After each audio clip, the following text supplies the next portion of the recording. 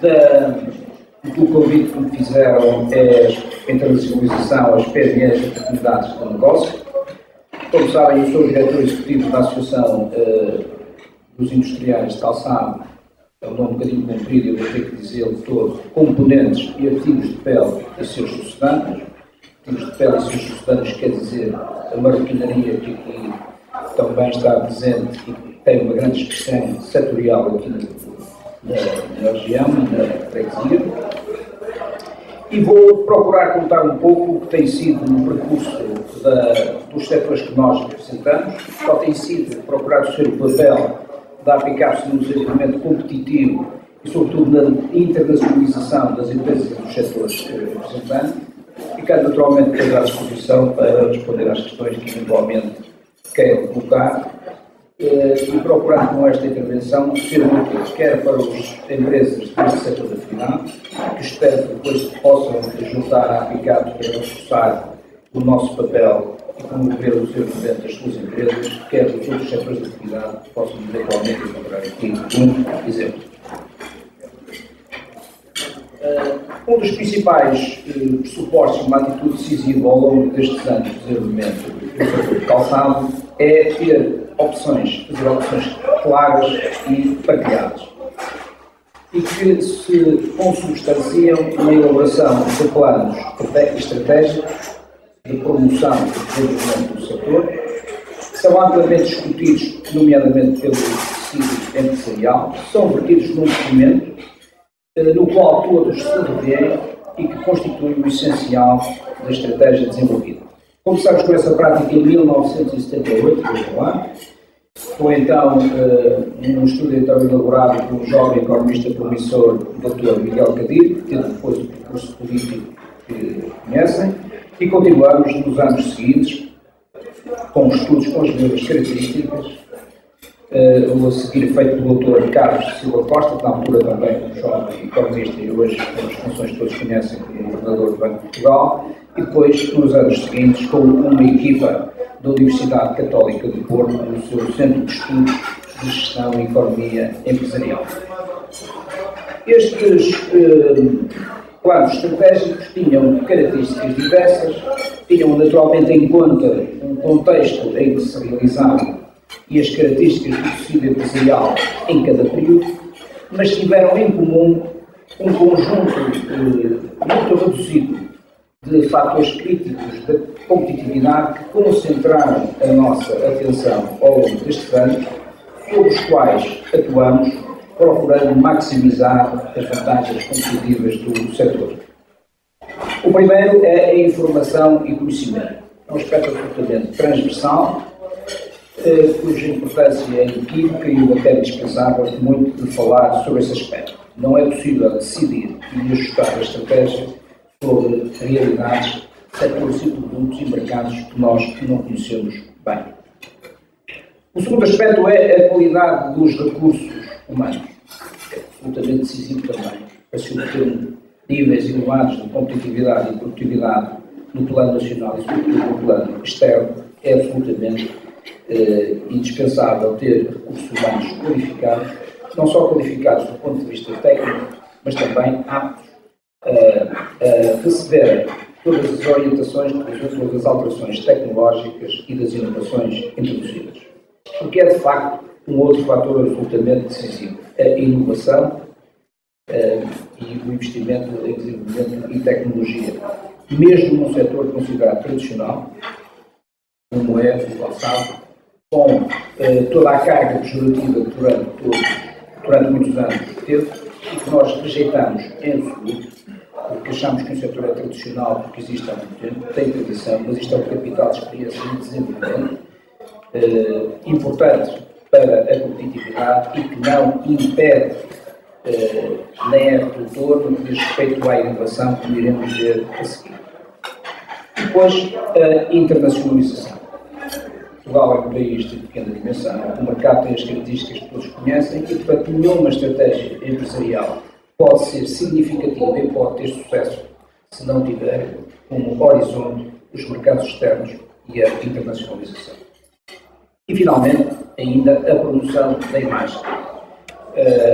Falarei um pouco mais detalhadamente disto a seguir, mas queria dizer com isto o seguinte: não chega a fazer bem, não chega a ser competitivo, não chega a ser dinâmico. É preciso que esta informação e esta mensagem chegue aos mercados, sob pena de as empresas pagarem um custo muito significativo na negociação com os seus clientes.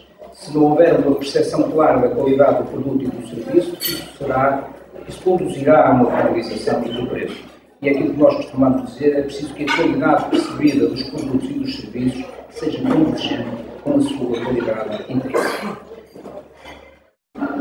Nós, no que diz respeito à informação, concentramos o essencial da nossa atividade através dos meios tradicionais, da comunicação com os nossos associados, mas da publicação de um conjunto enorme de edições com características muito diversas. Monografias estatísticas, um jornal de informação relativamente generalizada, um boletim de conjuntura que permite analisar a situação do setor, prever o futuro e compará-la com as demais empresas do setor, uma análise quantificada desses indicadores qualitativos de conjuntura, uma revista de pura imagem transversal que fala não só de calçado, mas do que é bom na economia portuguesa, do que é o benchmark da economia portuguesa, o que é que Portugal sabe fazer bem, que é a revista Portuguese Soul, e finalmente um anuário estatístico de recorrência mundial, que é o único feito em todo o mundo,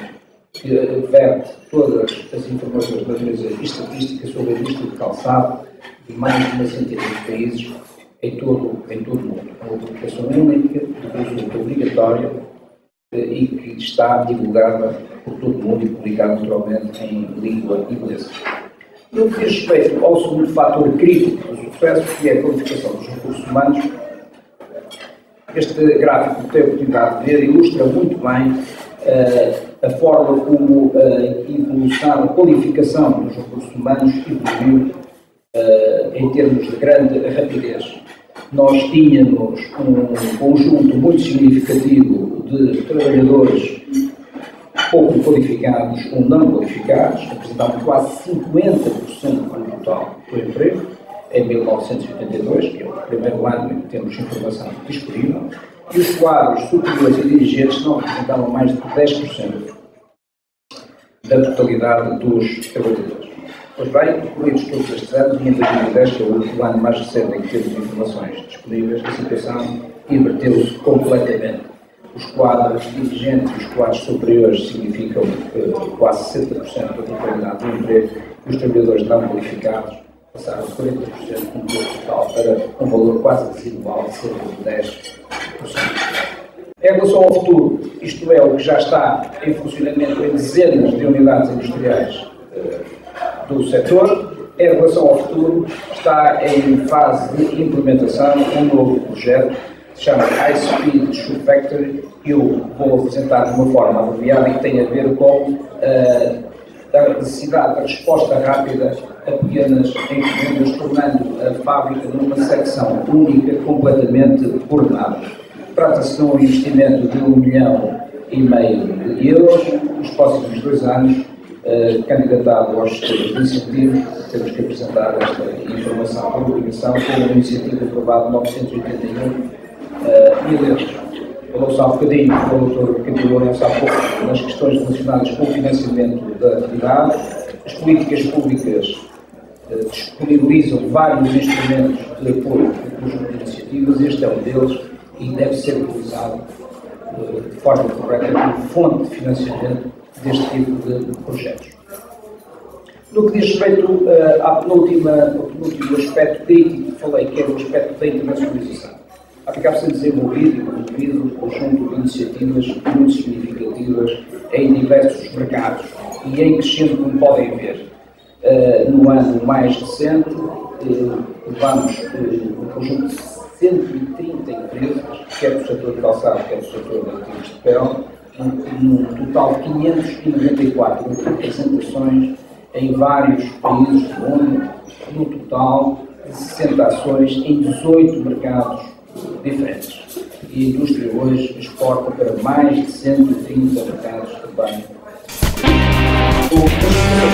calçado atingiram um pico no ano de 2001 e, a seguir a esse período, tiveram dois desafios enormes pela frente. Por um lado, a forma como geriram a adesão ao euro.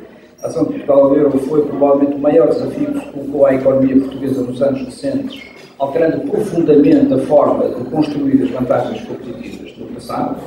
Até aí era fácil ser competitivo por via da desvalorização. A partir do ano de 2000, 1999 mesmo, com a adesão ao euro, isso acabou e, portanto, para ser competitivo é preciso realmente criar valor, acrescentar valor aos produtos e convencer os mercados da qualidade desses produtos.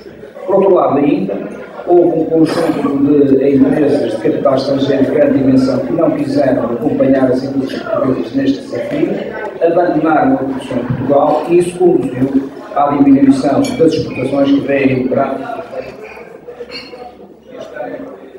em 2005. Pois o esforço promocional e ao nível dos outros fatores de competitividade que descrevi conduziram finalmente, juntamente com o dinamismo empresarial, à recuperação integral da posição das exportações que tínhamos antes da adesão ao euro. As empresas de capital português desenvolveram uma estratégia de migração para segmentos de mercado de maior valor acrescentado e supriram toda a diminuição das exportações resultante da saída das empresas de capital estrangeiro, de tal ordem que em 2012, de acordo com as nossas previsões, o valor das exportações das empresas exclusivamente portuguesas será superior a 1.600 milhões de euros e superior ao PIB que já se tinha registrado em 2001. Consideramos este aspecto um aspecto muito importante, absolutamente decisivo, porque demonstra a capacidade que o tecido empresarial teve, os empresários tiveram, de perceber quais eram os novos desafios da adoção da moeda única e responderam a esses desafios da forma mais positiva, ao contrário do que aconteceu, infelizmente, com outros setores de atividade, como vamos ver a seguir. Daí construiu o calçado aquilo que os economistas chamam a maior vantagem comparativa revelada. Isto é um indicador económico, eu vou simplificar e dizer apenas que isto mede o grau de especialização que um determinado setor tem numa economia.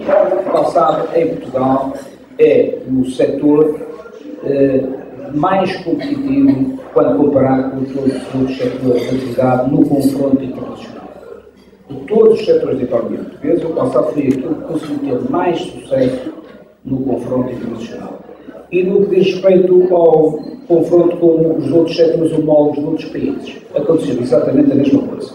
Há a ideia de que a Itália tem uma indústria de calçado muito forte, que a China é uma potência a nível de calçado. Pois bem, em Portugal e para a economia portuguesa, o calçado significa muito mais e é um setor muito mais competitivo do que nesses mercados. E é um setor que foi capaz de gerar o maior saldo comercial positivo da balança portuguesa.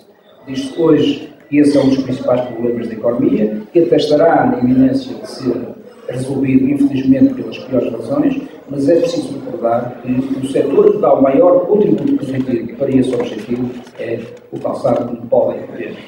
Finalmente, há uma campanha de imagem, de desenvolvimento competitivo da indústria, que tem a ver com a convergência entre a qualidade percebida e a qualidade intrínseca, como há pouco dizia. Não chega a produzir bem, não chega a fazer bem, não chega a ter qualidade, não chega a ter qualidade para produzir serviço. É preciso que o consumidor final e que a distribuição em geral tenha disso a percepção necessária, por forma a que os empresários possam negociar o preço que remunere adequadamente o seu trabalho e os fatores de produção e os indispensáveis resultados à capitalização das empresas. Foi isso que fizemos este ano, ao longo destes anos.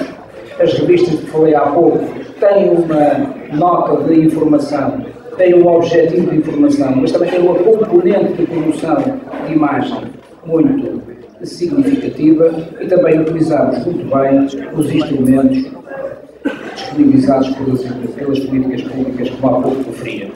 O CREN está quase a terminar, mas no quadro de programação financeira anterior, que foi o PRIM, o setor do calçado teve, quando comparado com a média nacional, uma utilização muito mais intensiva no que diz respeito aos recursos orientados para projetos mobilizadores e projetos inovadores e para projetos de internacionalização. E isso, aproveito para dizer que não representou mais de 8,8 cêntimos do par de calçado exportado, portanto um valor desprezível quando comparado com o apoio que outros setores têm. Este ano vamos investir 10 milhões de euros e vamos canalizar para as empresas um incentivo de 7 milhões de euros. E, portanto, voltando mais uma vez à questão do financiamento, está aqui um instrumento decisivo e importantíssimo para as empresas poderem financiar a sua atividade. Os highlights sobre a indústria, para terminar. A indústria mais internacionalizada do país, exporta 95% da sua produção, tem o maior saldo comercial positivo da balança portuguesa, tem o maior grau de especialização, quer a nível nacional, quer no plano internacional. A indústria, do ponto de vista tecnológico, mais avançada e mais inovadora também a nível mundial, e pratica o segundo maior preço médio de venda à saída da fábrica, a seguir a Itália. O que significa o reconhecimento pela qualidade do produto e pela qualidade do serviço. E aqui